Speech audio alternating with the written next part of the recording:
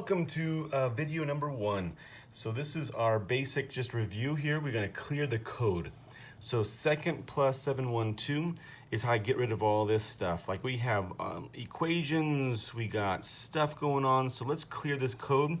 So I press the second button and then I press plus and 7 and then 1 and then 2. And that clears the RAM and we're ready to go.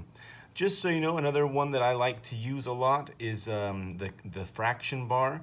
So alpha y equals and then 1, and it gives me a fraction bar, so I can do like 1/2 or something like that. Kind of nice. And then I also want to just bring up the negative versus minus sign. So if I wanted to make a negative 1/2, I'd have to press the negative button down here. That's the negative button. If you press the positive button, or sorry, the negative button, like the minus button, that's not going to work for you. So you have to use the negative button, and there's a use. So negative versus minus. So sometimes there's a syntax error, and you have to use that. So just a little review on that one. Okay, so let's move on to graphing regular functions. So I'm going to graph this equation right here, which is going to be y equals. And let's do y equals x cubed plus 9x squared minus 3x minus 4. Now something's crazy when I do this one. So we got y equals, I press the y equals button, okay? So folks, this is the y equals button to get ready to graph. And then we graph it over here on the right graph.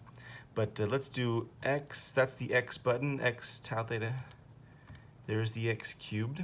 Now we'll put the plus 9x squared minus the 3x again. The x is right there, minus 4. All right, so let's graph that right there. I press graph, and notice that there is some craziness up here. The graph goes up, but I can't see the very top.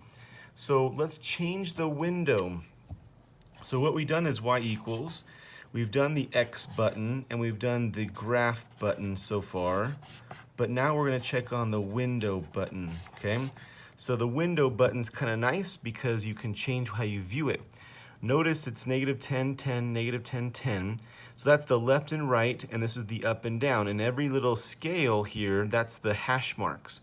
So I need to go up a little bit. I don't need to go left and right, but I do need to go up to that positive x, y value and stuff. I got to go up.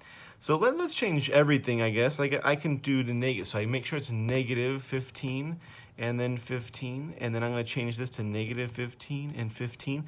That brings it up a little bit. Is that enough? That's the question, right? So if I graph it, it's still definitely not enough. So I still have to go higher. So I'm going to press the window button again, and I'm going to change this to be like negative 50 and positive 50, so it goes up and down 50. Is that enough? Oh my goodness, it's still not enough, right? And notice the hash marks, there's 50 hash marks there. That's just too much too. So we're going to change this to be, you know, we don't need to change that to be down further. It just needs to go up further. So what is that going to be? 200 maybe? And let's change the hash marks to be maybe every 10 instead. There we go. I like that one, and we can see it much better. Now, I didn't have to go all the way to 200. Maybe it was 150 or something, but still, I can now see the window there.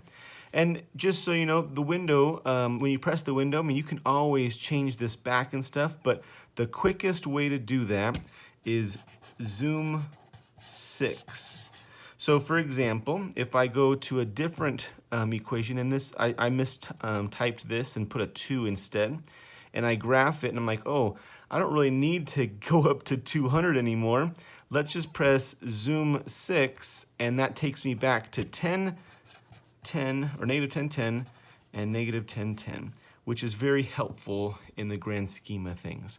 So that's a just nice little introduction to y equals x graph window and zoom 6. Good luck.